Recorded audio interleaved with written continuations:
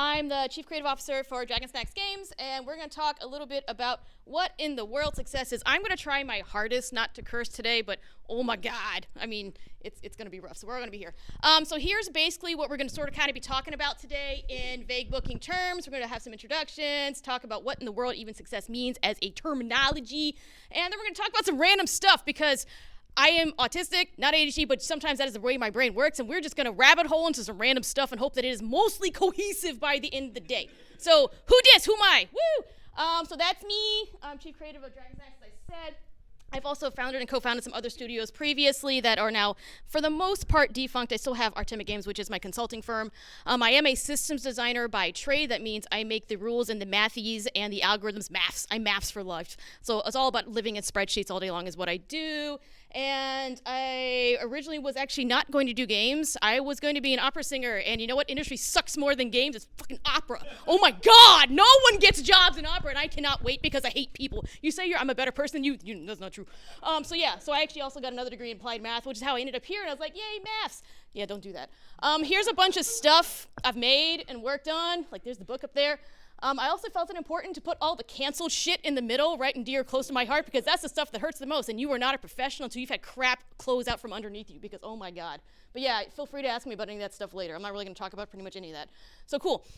Who are Dragon Snacks? Why am I here? So we are an indie studio that was founded back in the fall of 24, and these are the co-founders. There's Jen McLean, who is our CEO. You might also know her name because she's was the executive of IGDA and is still on the IGDA Foundation. She also co-ran Game Pass for years. She ran actually AWS Game Tech. She's a highly successful individual. And then we've got Nimco, who's our CTO, made the team that made Monopoly Go, that thing you may have maybe heard of. And there's fucking me in the middle, like, why am I here? Like, notice how there's no numbers of like billions next to my name because no. Oh my God, imposter syndrome was real, even if you're a professional. Like, I still don't understand how I ended up with these people, but here we are, and here's some other stuff we've done, and I don't belong here at all. Here's the rest of the development team, and we have about 8 employees right now, 3 contractors, and yes, there is a half here. This is on purpose. Our COO is fractional. He only puts in about 10 hours a week because we don't have that many people, so we just don't need him that much. But this is what he does now as a living. He's COOs fractionally for lots of people, so yay for him. And we're hoping to build up to eventually around 20 devs. And here's our timeline for our company. Woo! So in the Q1 of 2024, all 3 of us co-founders were unemployed, mostly because we all rage quit our well-paying jobs. We're like, I hate my life! And we all did for various reasons. And then we took a couple of months to be like, why? So I stared at the sun at the eclipse for a while in Ohio. I actually drove over and I'd be like, I need to go stare at this. I'm like, why? Because I'm unemployed. What do I have to do tomorrow? Nothing. I'm going to go do this. That's actually when I talked to Jason Sklar about a lot of this stuff because that's all little small connections that are important. By Q3 of 2024, we had decided to work together. We incorporated, had some lawyers do a bunch of paperwork, use lawyers, don't do it yourself, oh my God. And then by 2025, January, we hired our first employees, which was totally cool. And we actually were paying people because we have a pretty hard set rule that we will not hire people for the exposure. If we have people working, they are being paid. By August of that same year, 25, we had a fully playable build that we took to Gamescom. So I got some pictures of, and it was a pretty successful trip. There's that word again, successful. We met with a whole bunch of people. We had it running up in multiplayer on Steam Decks in our little booth, and so it was really fun. And by October, we had our first public playtest as well, which was also successful, with 92% of our players reporting that they would keep playing and recommending it to friends, which is freaking fantastic. We are still in pre-prod. Woo! But why does any of this matter? What do you mean by a successful trip? What is that? A successful build, successful public demo. How do we even define what that means? I don't know. Do you know? What is a validator of this? So here's some pictures from Gamescom. That's Nimco's idea of success. Nimco really, really wanted to go to the Infinity Nikki booth. That was his whole goal of going to Germany. Not to test the game, not to talk to potential publishers, not to get money. It was, I need swag from Infinity Nikki, my favorite game, don't judge me. So I went with him. And everyone kept trying to talk to me. I'm like, I am not here for this. It's the man. The man wants to play the pretty dressed up Lolita game. And he was like, it's me. So he was successful. I wanted to go drinking with my buddy Sklar. And so that was at 4 a.m.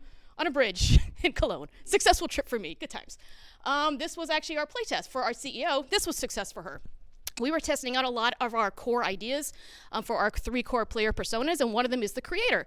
And we're like, do our UGC tools work, A, and are they fun? Do people like using them? So this was created by Imre from Guild, and he spent, from man from Australia, and he spent a lot of time making his perfect little Viking warrior that he then made a little painting of in the game and got to like give it to people and hang up on walls. So for him, he's like, is success, love, we'll do again, woo! And we got to meet some of our other employees. So this is Cal from New Zealand. And this is our booth. So we had it, like, again, as I said, Steam Decks all up and running, worked beautifully, had a great convention, no horrible crash bugs. It was like the smoothest tech demo I've ever done in my life. It was amazing. Yay! Oh, and then I also found out beer came in liters in Cologne, and I outdrank the Eastern Europeans. So again, success. I'm done. So what does all of this mean? So I guess we could start first with, let's actually start with the definition. So going to Merriam-Webster, I do not own a physical dictionary anymore, so I had to go look it up online. And the very first one is, what is success? Definition 1, accomplishing an aim or a purpose. Cool, that is the vaguest possible definition I've ever heard for anything in my life. As I said before, Nemco, want to go Infinity Nikki. What about like a toddler? I have walked across this floor and not fallen on my face. I've accomplished something. Or for Jen, I've met my KPIs for a Fortune 500 company. These are all very, very different things. Like, how do we even combine these or compare these things together? That makes no sense. Definition 2, having achieved popularity, profit, or distinction. So one thing we've got here with like, oh, you know, this is kind of cerebral, this is nice, we could apply to a lot of things, and then, oh, late stage capitalism makes an appearance on number 2. Cool, only money or fame, that means success. And if you don't have those 2 things, screw you. Well, that sucks. All right, so next time, maybe let's look at what else it can mean to be successful. So this is a really fun graph that Google will generate for you from their all the books that they do with the ebooks. And you can basically get any word. How often was it used in books printed from 1800 to now in the English language? Yeah! So this is how many times the word successful has been used. So you notice here, way back in 1800, not a lot. But by the time we're over here, it's almost doubled in usage. So as the English-speaking world has gone on through the ages, it's becoming much more important topic and point of discussion in literature. Like, what does it mean to be successful? Let's talk about it. That's kind of horrible. And then I decided I was going to put some real-world data against this, because why are all these dips and curves? And so this was fun. This also hurts me that I didn't notice this. Louisiana Purchase happened here, and clearly by purchasing Louisiana, I'm from Louisiana, we have now started the trend of success in Western civilization. Very important. Civil War happens, we flatline, because fuck that thing. The Edison patents a light bulb, we go back up again. We've got Mein Kampf here. Oh no! Sliced bread actually has started to trend the curve differently, which I think is very important. World War II flatlines, Reaganomics, boo. And then we've got the 2008 financial crisis, and you can see, do we care about success anymore? No, we're just caring about survival, because oh my God, life is terrible. Also, this is bad. People have done this in books. Why? Why would you do this? 2 C's capitalized in the middle? Oh, gross, nasty. So let's instead talk about more concrete ideas. What does it mean to be successful? Let's start with a company. The first one everyone could think of is money. Money is a very important metric for success if we're talking about companies. If you don't have money, you don't have people, you can't pay things, you fail, you have no money, bleh, horrible. What about growth? Most companies at some point want to be able to get bigger, hire more people, take over more of the market. Very important metric for success. I don't think anyone's going to argue about this. Satisfaction. Most companies are there for a reason to make a product or a service, and they have a customer base in some way. Are they happy with what you have made? That is an important metric potentially for success. Yes, I think so. And then also sustainability, especially now. You know, are your practices going to continue to lead to successful business? Not just sustainability with like necessarily earth, which is important, like, you know, energy consumption, but also sustainability of product. This was a problem actually at Zynga a lot, that we would make short-term decisions for shareholders that would minimize or maximize profit in the midterm, but then would lead to horrible consequences down the road. So that was not a sustainable business decision because it hurt our player base a couple of months down. We'll talk about that a lot if we want. And then there's this fiasco, which I do not want to talk about right now, but we will get to. Because, you know, how does AI factor into all of this with companies? And it will, but gross. Don't want to. So what about for a game itself? Because we are nominally game developers here. Profit is certainly an important metric for success. If your game does not make money, would you say it was successful? I don't know. Some people would. What about growth? You know, players at launch are important, but if you only ever get the players at launch, they will eventually always plateau and go away. You have to always want to get more players and keep getting more people into the funnel. That's an important metric for growth. Satisfaction. Nominally, I believe you are making a game for fun in this industry? Not always. Sometimes it's for other things like educament or teaching something. There's a lot of reasons, but player satisfaction, another important metric. And again, sustainability. Is your product being sustained by good decision making? Oh, look, it's the same damn pictures from the company one. See what I did there? But let's actually talk about fun. So games, for the most part, often have this as a driving metric. Is the game fun? And yes, I'm aware I'm not using Ralph Koster's definition right now, so you can sue me. But I actually like this one a lot because it puts it from the perspective of the person in the moment. This was actually coined by a geologist, Rainer Newberry, in his book, The Climbing Dictionary, Mountaineering Slang Terms and Neologisms in Lingo, in 1985. So yes, thank you, Mr. Geologist. So he identified 3 types of fun. There's fun in the moment, and it's pleasant to remember, like, oh, that was nice on the beach, I liked that. There was not fun in the moment, but it's fun or pleasant to remember. Ice plunging, that is not fun in the moment, but then you're like, yeah, that's a good story. And there's the other one, the bear attack. It's not fun in the moment, and it's not pleasant to look back on, but it made a really good story when you're out with your buddies later. Cool. This works really well with games, too. These are my personal definitions of what that means. Zelda. Great to remember fun times. Screw this game. Yeah, hate Souls-likes, but pleasant to remember afterwards. Like, I mastered that. I finally got the skills to do that. Yeah. Would I enjoy doing it in the moment? Absolutely not. And then this horrible childhood trauma creation of the Ninja Turtles game with the sewer level. No. This is how, marriages get broken up now. You do not do that ever again. It sucks. Screw that thing. So there's also Ralph Koster's because I felt like I had to put it in. Cool. And then, while I will not subject you to this again, but we can also look at metrics for what does it mean to be successful as an individual, not just necessarily as a developer, but as a person. Same pictures, because, why not? But there is something a little bit better we could look at here. So this is something we use a lot at Dragon Snacks. It's called Maslow's Hierarchy of Needs.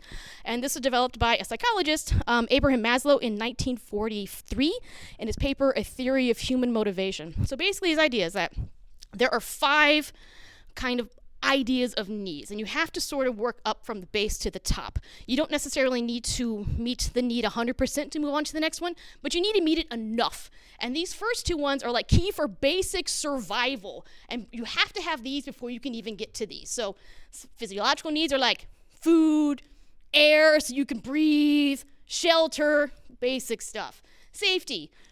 You have money, so you can buy these things here. You've got health and well-being, financial security, safety nets, important. And only once you have these things taken care of can you start to worry about the more metaphysical things of having a community and a family. That's an important need.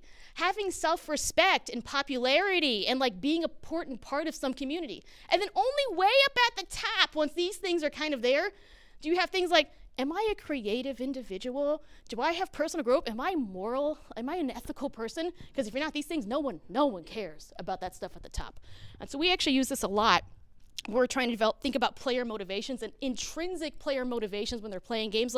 Are their bottom needs being met first? Because no one's going to give a crap about being a creative person with UGC if they're being murdered by monsters constantly. No, I just care about not dying constantly.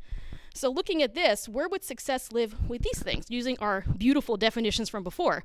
Having achieved popularity, that's up there. Distinction, that's way up here. Profit, that's here. And then this one, the accomplishing aim or purpose, it's all the freaking way up there. So even in our Merriam Dictionary definitions, it's all over the place on just basic human needs. Success by its very definition is subjective. It's going to be individualized to the person, and it's going to change in the moment. You cannot just make that this is what I need now to be successful. No, as your situation changes, as your context changes, it is going to be changing in itself what you need. And then just because this was fun, I asked my co-founders what success meant for them. Nimco didn't answer, but Jen did. And she said, someone else writes my PowerPoints for me. Was her definition of success. And then she also qualified that she's now the least successful she's ever been in her life. I'm like, yeah, I hear you. That's no good. But let's look at it a little bit now from an industry. And as I said, we're going to jump around a lot, which is what we're doing. So would we say the game industry is successful? Let's look at metrics. So if we're just going to look at things like gross revenue and player share, wow, that looks pretty good. China, 45 billion. United States, 45 billion. Japan, 20 billion. Those are big numbers. That's a lot of money. Games sure sound successful here. Let's look at it compared to other entertainment industries. And these numbers are from 2021. Woo! $200 billion. Screw you, Hollywood, $100 billion. Poor music. I love you, music. As I said, don't go into opera. This sucks. Don't do that. Bad, bad, bad, bad, bad. So games seem pretty freaking successful by most of these metrics that involve things like money. And let's also look things, at breaking down games a little bit more. Way back here, we start with arcades. We go across. We introduce consoles. We got PC coming here. Handheld. Way up at the top, we've got cloud and VR. They're almost nothing. But then mobile. Mobile's huge. Mobile's absolutely huge. And these numbers are also from like 2020. So they're missing, unfortunately, the pandemic. So handheld would be much, much larger if we had pandemic numbers in here, because this does not account for the meteoric rise that was Animal Crossing in the pandemic, which alone made $40 billion. Oh my God. But you can see, games are not even monolithic in how we modify success. Mobile is massive, massive, massive. But is it all successful in the end? Because what is the problem with games right now? Layoffs. Layoffs, layoffs, layoffs. It would be impossible to discuss are we successful as anything without acknowledging the layoffs. So layoffs started in 2023, and there's some beautiful dots going through to January of 2024, and you can see how it just gets more clustered and clustered and clustered and clustered. And these are big companies like Unity, EA, PlayStation, Activision. These are not tiny little companies that were having massive, massive layoffs. Are these companies successful? They're sure raking in tons of money, but would you qualify this as a metric of success? And then thank you, Raj Patel, who has been taking all this data for years. This is what he's compiled as of August 2025. Then it was around 40,000. It's closer to 50,000 individuals now have lost their jobs in the gaming industry. That's horrific. I don't think anyone would say this is a successful business model. And you can see he's got it all here by waves, by known headcount, by companies. Microsoft up there with 5,000, but it's closer to like 16,000 now. And then way up here, revenue. Has revenue gone down at all for these companies in that time? No, it's nothing to do with revenue loss. Not at all. So what in the world is going on in the world of gaming? So it just is an aside. Are there other problems in gaming? Sure are. Sexism in gaming, that's a real problem. Wu-Tang. So yeah, the problem. Crunch culture. Is that successful? I wouldn't say so. Ethics. I don't want to talk about these. These are all separate talks that could happen about, like, is this a successful thing of gaming? No. It all sucks. Sucks. So I don't think we can actually discuss or really determine whether gaming, either as a company, or not company, as an industry or an individual, is successful without looking at history. So yes, I stole these graphics from Max Miller, thank you, from his Cooking Across History TV show, not TV, YouTube. So let's go back to before 1983, where gaming got its start with arcades and consoles. Yay, look at all this old stuff. It's so cool. We got Pong. We have arcades where microtransactions were actually invented. Put one more quarter in. It's not Zynga's fault. I'm going to stand by that. I didn't do it.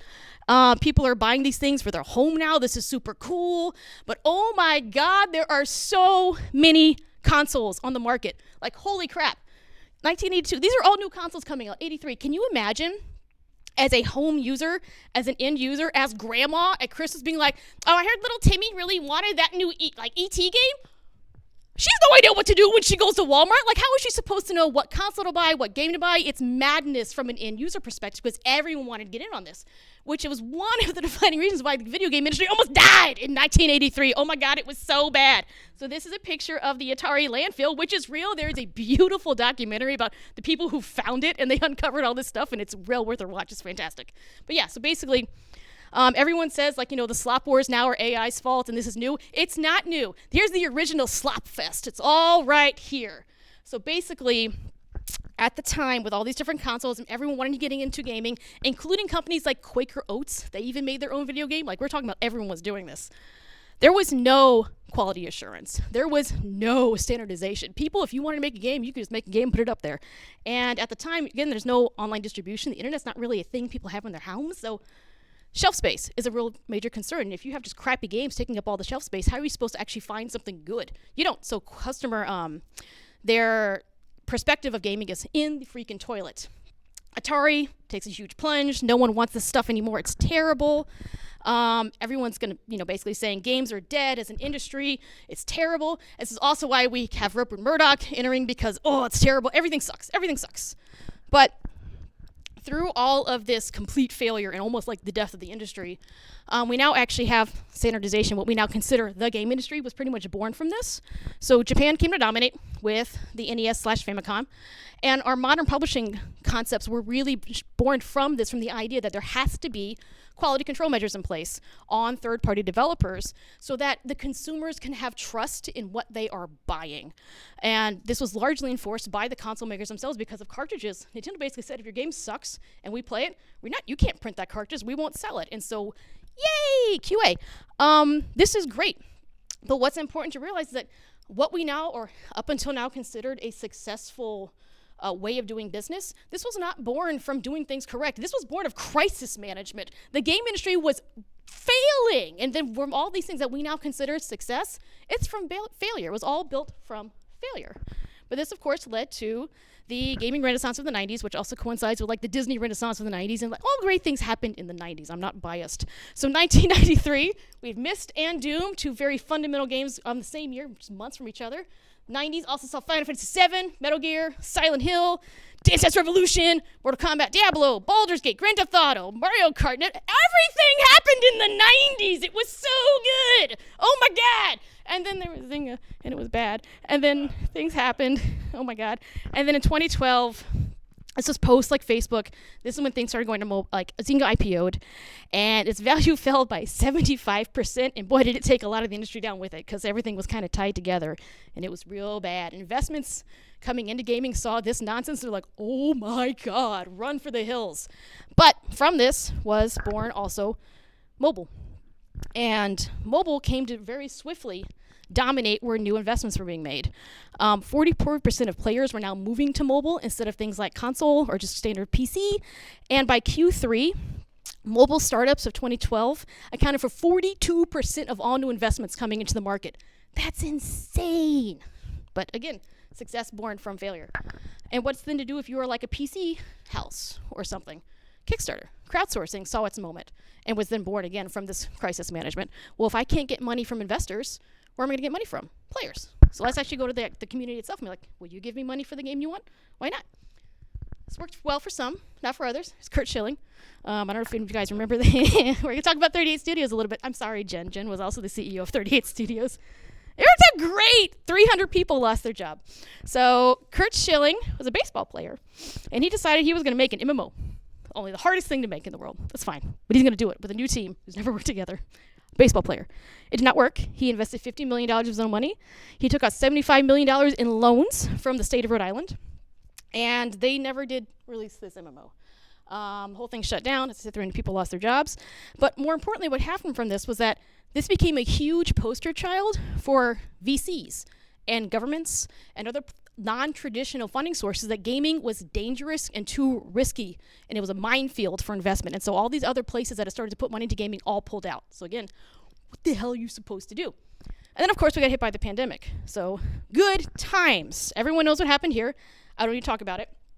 But again, one of the good things that happened was people stayed home. And when you were staying home doing nothing, you're playing games. So many, many games began to sell more and outperform what their initial projections were, like Doom Eternal and Animal Crossing, as I said, $40 billion in sales alone from that one game. Absolutely insane. So maybe games are actually coming back. VCs decided that gaming content was hot, and they started to just pump money into gaming. Everyone's hiring. Everyone is spending money like crazy 2020, 2021. This is great, right? This is successful, isn't it? Except the problem was, in an effort to move as fast as possible, everyone forgot to do basic due diligence. Can these people actually create what they said they're going to create? You could literally go into a boardroom with a PowerPoint of 5 slides and get $90 million. Facts, have done. Checked, have done. Did I have a playable prototype? I had PowerPoint. I think maybe it was actually 16 slides. Signed a $90 million deal during this time. That's madness. No one should be able to do that. It's such a bad idea, and we're still paying for it now. Very badly, very much so, as I said. So all of these layoffs, all these problems, a lot of this was caused by the overspending and the lack of due diligence in the pandemic. And the developers are the ones who are paying the cost. It's not the publishers. It's not the people at the top who have all the money. It's everyone in the room. It's all the studios are paying the cost of these bad decisions being made. Is this successful? No. But can we still perhaps evaluate where we are going in successful ways with these same kind of contexts? And who is going to decide these things? So keep moving forward. we always joke around like when we're in these meetings that it's 24 was hit the floor, survive 25, and we're like, it'll be better now. And now it's pick up sticks 26 because, oh my God, post-pandemic landscape is so bad. We're all very morbid in all of these publisher meetings right now and investor meetings. It's so sad. I don't want to think about that. No. God damn it. So where we are now is very much a changing, evolving landscape, kind of like it was in the aftermath of 83. Some things are going to change for the better. Some things probably aren't, but it is definitely undulating at the moment. So do any of these little beautiful picture metrics that we made before, do they still have a place here in the discussion? Can we still judge success by profit, by player satisfaction, by sustainability, by growth? And yes, I think we can, except we should probably look at how the context around all of these things is currently shifting. So what is a game publisher now going to be? Because publishing, remember, was really born from that crisis management of quality assurance control from 1983's crash. But what does publishing do now? Especially like talking to these people, trying to get money from them too. A lot of them aren't necessarily funding development anymore. They're sometimes licensing the IP, but they're not giving you the money to make the game. You still have to go find the money from somewhere else. They're not controlling shelf space anymore either. When's the last time you bought a physical copy of a game from a shelf? I don't know. It was definitely pre-pandemic. I get it all on Steam now, or from GOG, or from like someone's direct website, because that's where games are now. So publishers aren't controlling shelf space. They're not handling physical distribution or pressing CDs, like the term Gold Master. So I haven't had a Gold Master game since Civ 5 in like 2011. That's crazy. Gatekeeping of slop? Nope. Steam, you can put whatever the heck you want up there. No one's gatekeeping anything anymore. The publishers aren't providing that role. They're not paying for things. They're just licensing stuff. And then marketing distribution, like some of them are kind of marketing, but not really. So what are they even doing here anymore? It's actually what you're seeing. A lot of publishers don't even know what they're doing anymore. They're trying to figure out what roles they're providing. And there are roles they can do, like things like compatibility testing is still huge, localization services, but a lot of them are focusing now on what are those kind of services we can provide that aren't what we used to do. So do these still lead to successful outcomes? I don't know. We're figuring that out actually right now. So a lot of them are also looking at co-publishing right now, which is crazy, because before they would be like, no, we want full IP control. They're like, no, we'll just give you like finishing funds and we'll see what happens. Funding is totally, completely different now. So before you would just, walk into a room with a PowerPoint, literally, and get money. Now that no longer, no. VCs are pretty much, venture capitalists are not investing in content anymore. They were burned real bad from the pandemic, and they're all like in AI tech bro land and be like, we have to invent an AI platform. You're like, sure, okay. Family offices, which are basically fancy terms for billionaires, also really aren't investing in content anymore. They've been completely scared by people like Kurt Schilling. So right now, some of the easiest ways to get money are from angel investors, basically like individuals who have a little bit of extra money, and they're like, I believe in you, I believe in your product, I believe in this, like the service that you're promising from like a personal, individualized level, and those are the people you're getting money from now. Crowdsourcing is still very, very popular. Equity investments. Publishers are making equity investments now in companies and not actually in publishing product. It is a bizarre thing that is happening and changing, but exciting because you guys are all here at the forefront of it and you can benefit from this. But many indie teams are actually just self-funding still, which is really interesting. Like Supergiant, Larian, Team Cherry, they're all self-funding, which is cool if you can afford the runway, because then you get all the profit. But if you can't afford the runway, you're gonna die. Probably not successful. Team sustainability is a big problem right now in like redefining what's going on. Large teams are dying. There are still some really big AAA teams out there, but they're becoming fewer and fewer, far between. Like these are, you're not going to see as many of these team shots anymore. And oh my God, it's a really ton of white people. But this is what leads to also just that's a lot of white. Look at the sea of skin tone. But except for this banana, I love this person. But this is part of the problem with cyclic layoffs. You can't support team sizes this large anymore. Like it's just not sustainable. So what is interesting that is happening is this larger shift to co-development. Yeah, just because it doesn't get old. Outsourcing used to be kind of a dirty term. Industry, it was like the quickest way to piss off the art directors. Like, I'm going to outsource your art to like China or the Philippines or to like Ukraine. You'd be like, screw you.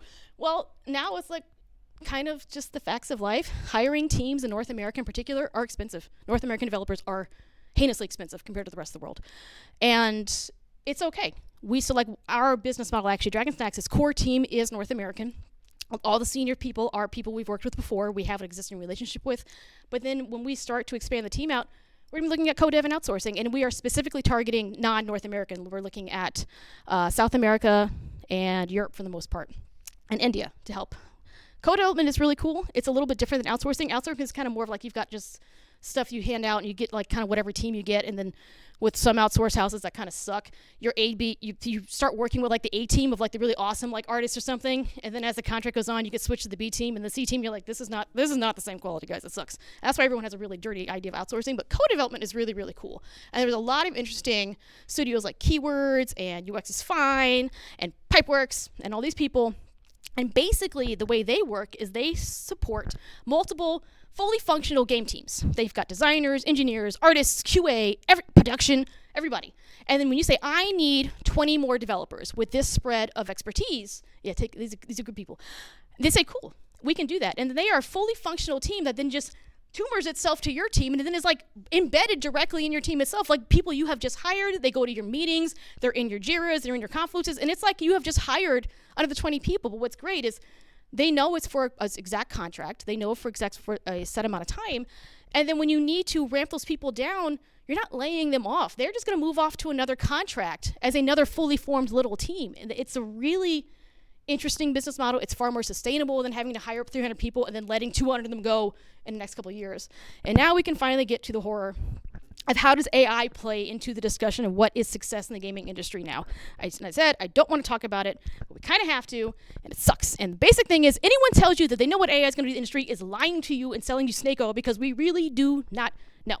So its inclusion right now is kind of, as Andrew had said earlier in his previous talk, AI has always been around in the industry, like especially with things like battle AI, leader AI, combat AI. I'm not talking about that. I'm talking about LLM generative stuff, the stuff that's got all the tech bros in Silicon Valley be like, yeah, put the AI in the thing. Don't put the AI in the thing. No, it's bad.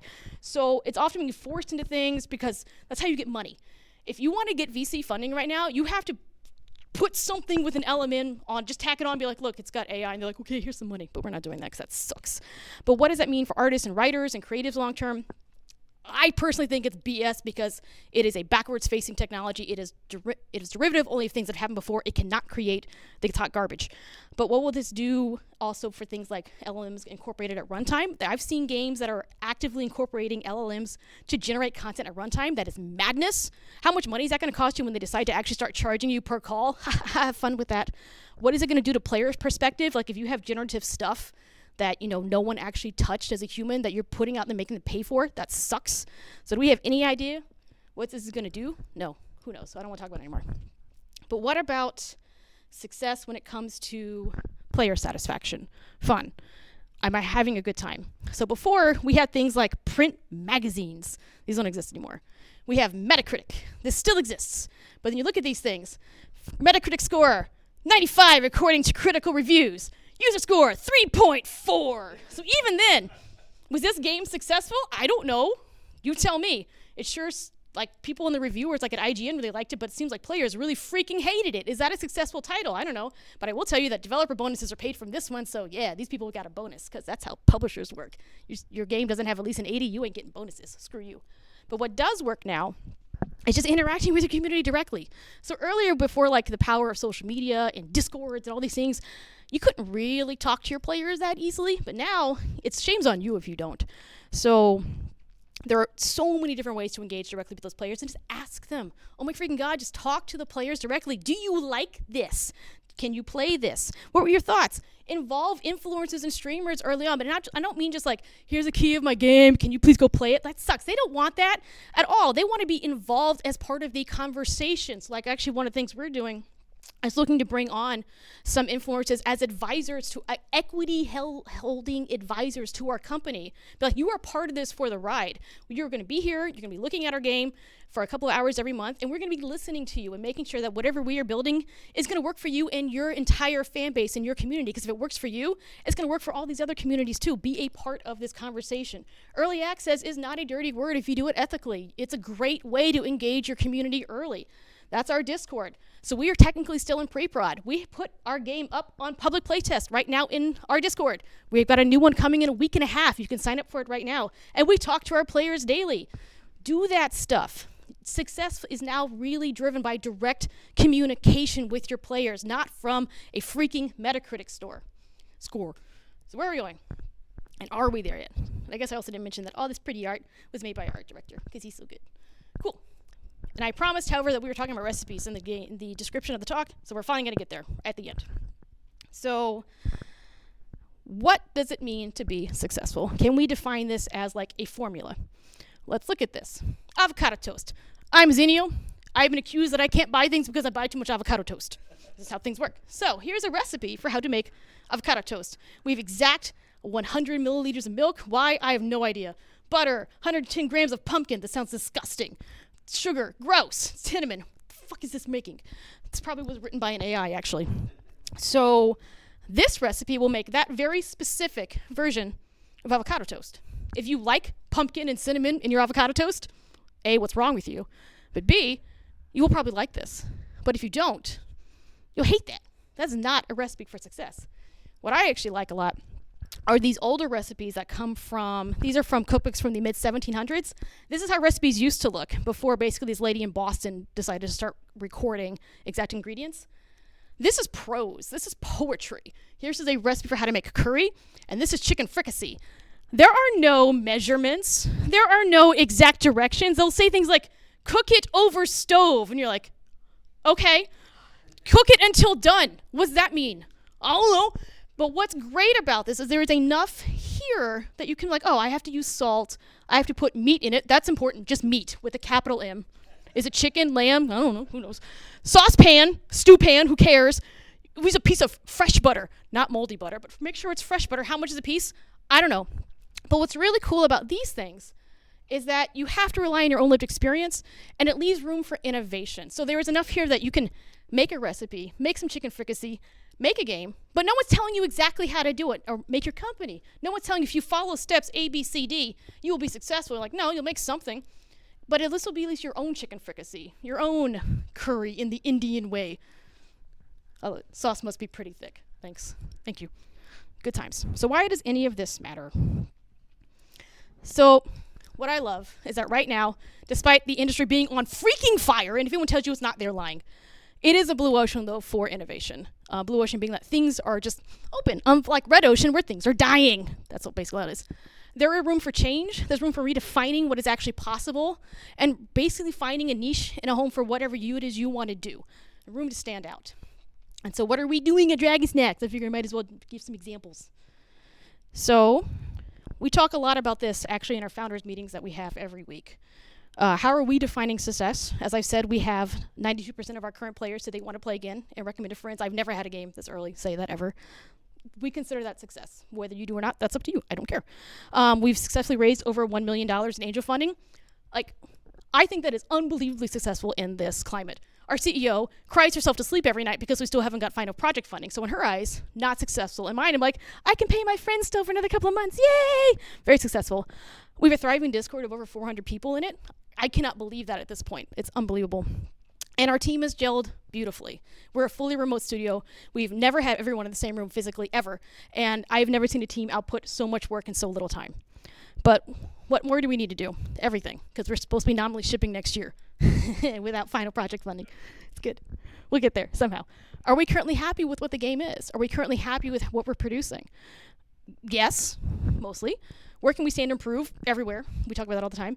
And how can we best serve our employees, our players, and our investors? And that is the kind of thing we're talking about. There is no exact answer. All of these things have success metrics, but what's important is that there is nothing you can say in the moment to say this is what it is. I can't answer that for you. I can't answer that for me. It's going to change day to day. It's going to change with the context, and that is a good thing. So just kind of think back to Maslow's hierarchy. Where are you going? Where are you on that? And redefine the idea of success for yourself day to day. And that's great.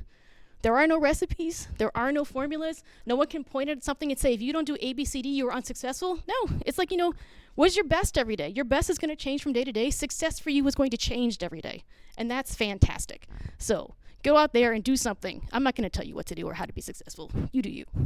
That's it.